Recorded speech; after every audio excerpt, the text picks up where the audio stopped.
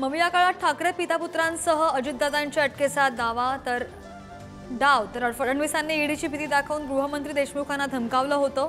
अंधश्रद्धा निर्मूलन समितीचे संस्थापक श्याम मानव यांचा सनसनाटी आरोप।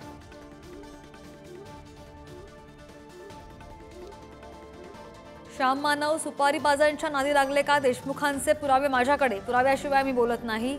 आरोपांना फडणवीसांचं प्रत्युत्तर।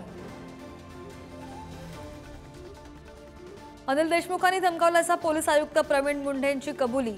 पुणे कोर्टात सीबीआयचा अहवाल। देशमुखांच्या अडचणी वाढण्याची शक्यता।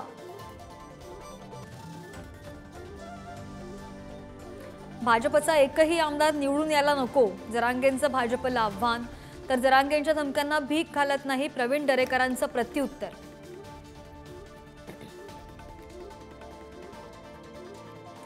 मनोज जरांगे पाटलांचं उपोषण स्थगित। 2 दिवसांनंतर राज्यव्यापी दौऱ्याची तयारी करणार। विधानसभेसाठी उमेदवारांची करणार चाचपणी। मंत्रिमंडळ बैठकीमध्ये अजित पवार गिरीश महाजन यांच्यामध्ये खडाजंगी झाल्याची माहिती। गिरीश महाजनांची निधीची मागणी अजितदादांनी फेटाळली।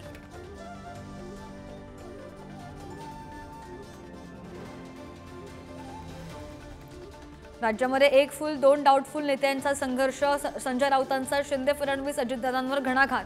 तर शहांच्या मनातील मुख्यमंत्री फडणवीस नाहीत, राऊतांचं वक्तव्य।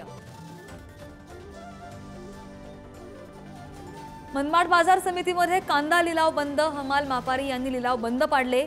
लिलाव ठप्प झाल्यामुळे शेतकरी मात्र चिंतित।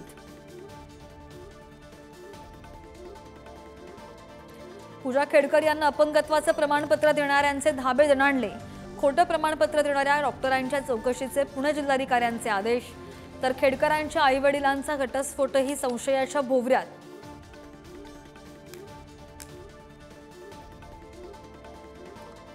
वाढवण बंदर विरोधी संघटनांचा आजपासून पालघरमध्ये 3 दिवस लाक्षणिक उपोषण। बंदर रद्द करण्याची स्थानिक भूमिपुत्रांची मागणी। कोल्हापूरमध्ये पंचगंगा नदी इशारा पातळीकडे, तर सांगलीमधील चांदोली धरण सुद्धा 83% भरलं। गडचिरोलीला सुद्धा पुराचा वेढा। कोकण, ठाणे, कल्याण, डोंबिवलीमध्ये सुद्धा मुसळधार पाऊस। नेपाळच्या काठमांडूमध्ये विमानाचा अपघात। टेक ऑफ करताना रनवेवरून विमान घसरलं। 19 पैकी 18 प्रवाशांचा मृत्यू। त्रिभुवन इंटरनॅशनल एअरपोर्टवरची घटना।